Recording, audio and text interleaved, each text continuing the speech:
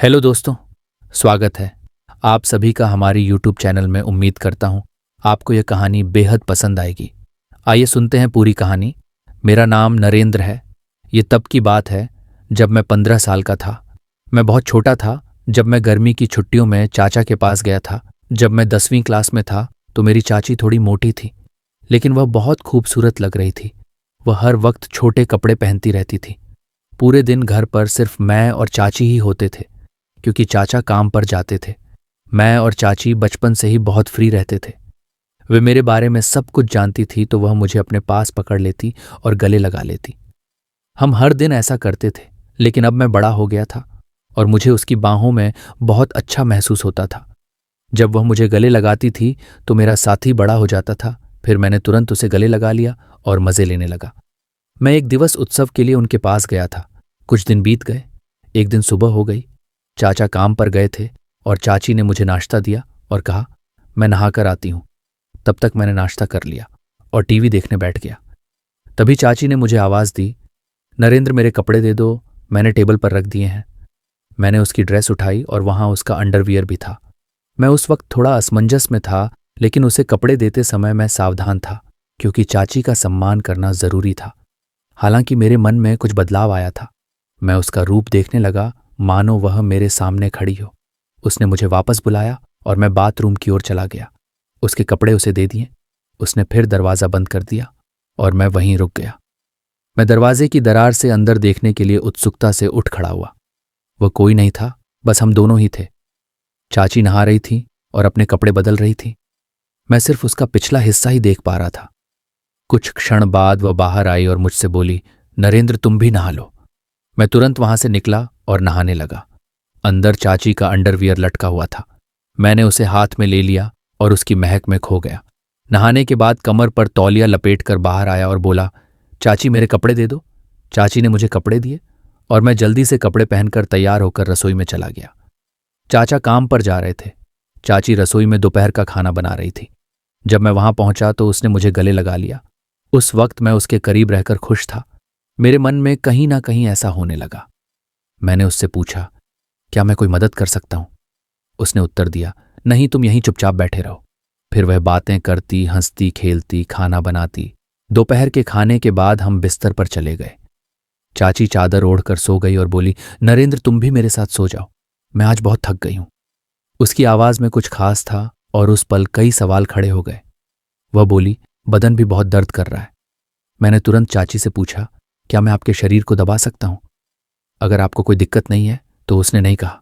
मैंने फिर पूछा। मैं उसके पीछे पड़ा और बोला, चाची बोलो, दर्द हो रहा है तो दबा दो।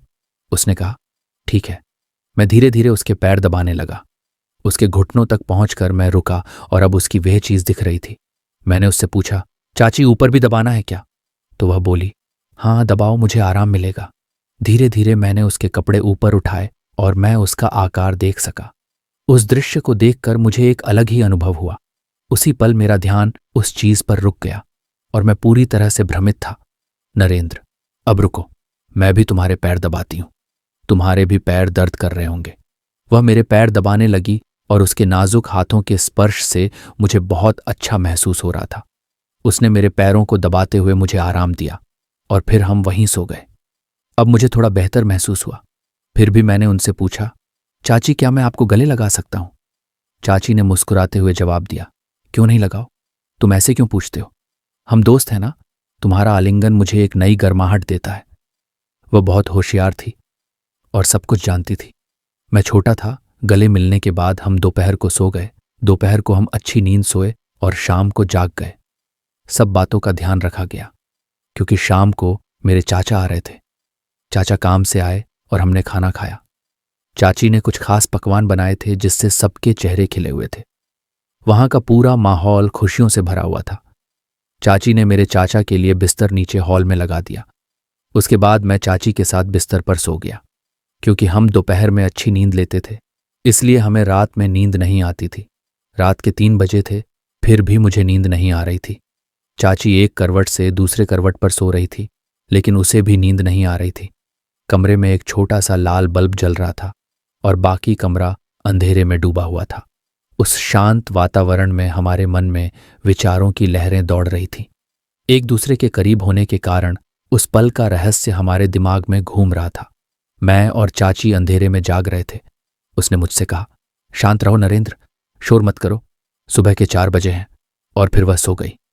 सुबह हम देर से उठे। चाचा उसे जगाने आए और बोले, जल्दी उठो, मैं काम पर जा रहा हूं। हम उसकी आवाज सुनकर जाग गए और कुछ ही देर में नहाकर तरोताजा हो गए। चाची ने मेरे लिए कुछ खास व्यंजन बनाए थे ताकि हमारे दिन की शुरुआत अच्छी हो। मेरे पसंदीदा भोजन की महक ने रसोई में एक विशेष माहौल बना दिया और वह मुस्कुराकर मुझसे बोली, चलो अब नाश्ता कर लेते हैं। उसने मुझे चाय और नाश्ता दिया और फिर नहाने चली गई। नाश्ता करते समय मुझे रात की घटनाएं याद आ रही थीं और सोचा कि क्यों ना दोपहर को चाची से इस बारे में बात की जाए। तभी चाची ने मुझे अपने कपड़े देने के लिए बुलाया। मैं उसके पास कपड़े ले गया और हमेशा की तरह दरवाजे की दरार से उसे कपड़े बदलते हुए देखा। नहाने के बाद चाची खाना बना रही थी। मैंने उससे पूछा, चाची खाना हुआ क्या? उन्होंने जवाब दिया, हाँ, थोड़ा सा बाकी है। फिर हमने खाना खाया और आराम करने के लिए बिस्तर पर चले गए। मैं और चाची एक ही चादर में सो गए। उसने मुझे गले लगाया, मैंने भी उसे कसकर गले लगाया। मैंने चाची की तरह उसकी तरफ देखा और कहा, क्या मैं एक बात पूछ सकता हूं? उसने सोचते हुए कहा, पूछो। मैंने आगे कहा, चाची रात को पति पत्नी क्या करते हैं? चाची ने मुस्कुराकर जवाब दिया, कुछ नहीं करते। फिर बोली, पति पत्नी जो करते हैं वही करते हैं। जब तुम बड़े हो जाओगे या शादी कर लोगे तब तुम्हें समझ आएगा, लेकिन फिर भी तुम्हें बताती हूं, पति और पत्नियां वही करते हैं जो जानवर करते हैं। उस दिन कुत्ता और कुतिया जो करते थे वैसा ही पति पत्नी करते हैं। मैंने उनसे पूछा, अरे चाची, ये क्या सिर्फ पति पत्नी के लिए है? उसने जवाब दिया, नहीं, कोई भी कर सकता है, लेकिन इसे निजी रखना महत्वपूर्ण है। ये एक रहस्य है। अगर किसी को पता चल गया तो बड़ी बदनामी हो सकती है। मैंने थोड़ा आश्चर्य से पूछा, क्या ऐसा हो सकता है? उसके बाद मैंने विषय बदलते हुए कहा, चाची, क्या आज हम कोई नई चीज कर सकते हैं? क्योंकि आज मुझे नींद नहीं आ रही है। तो वह मुस्कुराकर बोली, कोई बात नहीं, चलो ऐसे ही लेटे रहते हैं। फिर हम गले मिले।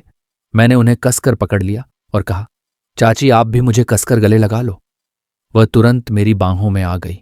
फिर एक अनोखा जादू हुआ।